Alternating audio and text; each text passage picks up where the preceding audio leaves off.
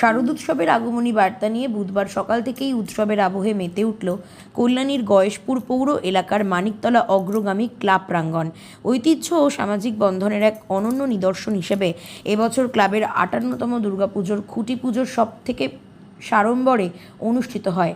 পুজো উদযাপন কমিটির সদস্য শুভানুধ্যায়ী ও এলাকার বাসিন্দাদের উপস্থিতিতে ধর্মীয় আচার অনুষ্ঠানের মধ্য দিয়ে খুঁটি পুজোর শুভ সূচনা করা হয়। ভক্তিময় পরিবেশে মন্ত্রোচ্চারণ ও পূজার্চনার মাধ্যমে আগামী শারদোৎসবের প্রস্তুতির আনুষ্ঠানিক সূচনা ঘটে। ক্লাব সূত্রে জানা গিয়েছে, এবারের দুর্গাপুজোর মূল ভাবনা মাটির তৈরি সবচেয়ে বড় দুর্গা প্রতিমা। এই অভিনব ও ব্যতিক্রমী পরিকল্পনাকে বাস্তবায়িত করতে ইতিমধ্যেই শুরু হয়েছে প্রস্তুতি।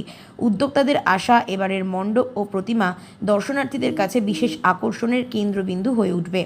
খুঁটি পুজোর মধ্য দিয়ে শুধু পুজোর প্রস্তুতিই নয়, বরং এলাকার মানুষের মধ্যে উৎসবের আনন্দ ও মিলন মেলার আবহও ছড়িয়ে পড়েছে।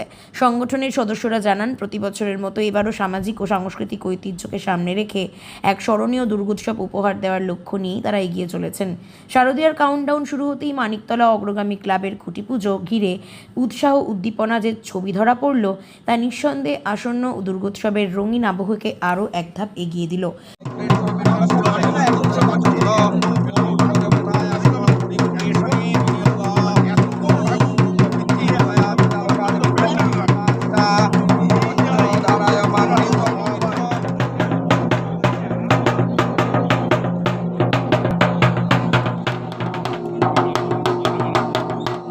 ক্লাব বিগত ৫৮ বছর ধরে এখানে দুর্গোৎসব করে আসছে।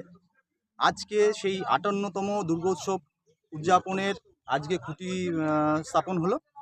সেই সেই উদ্যাপনা আমাদের এই ক্লাব মেম্বারদের মধ্যে আপনি দেখতে পাচ্ছেন।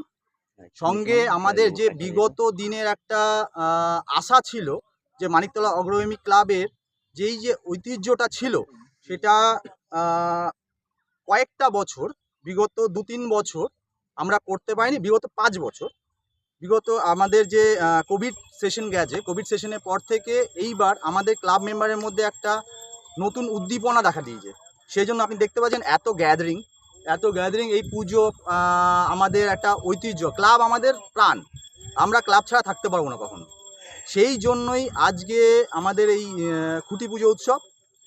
সেই খুঁটি পুজো উৎসবে আমরা সবাইকে আহ্বান জানিয়েছি, যারা আজকের ডেটে এখানে এসে আমাদের সঙ্গে হাত মিলিয়েছেন, খুবই তাদেরকে আমরা ওয়েলকাম জানিয়েছি।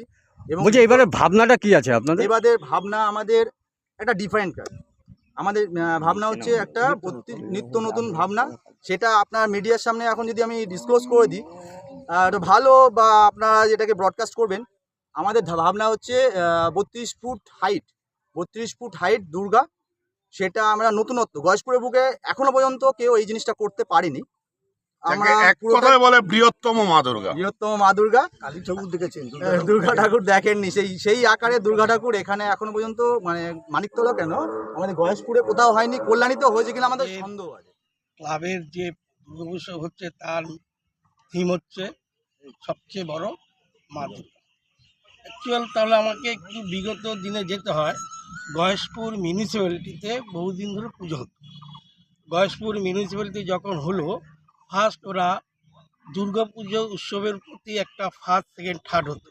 খুব গর্বের সাথে আমরা বলতে পারি যে গয়েশপুর মিউনিসিপ্যালিটি, আগে নোটিফাইড এরিয়া অথরিটি ছিল, গয়েশপুরে ফার্স্ট এবং প্রথম টোটাল মিউনিসিপ্যালিটির মধ্যে গয়েশপুর মানিকতলা অগ্রগামী ক্লাব ফার্স্ট হয়েছিল।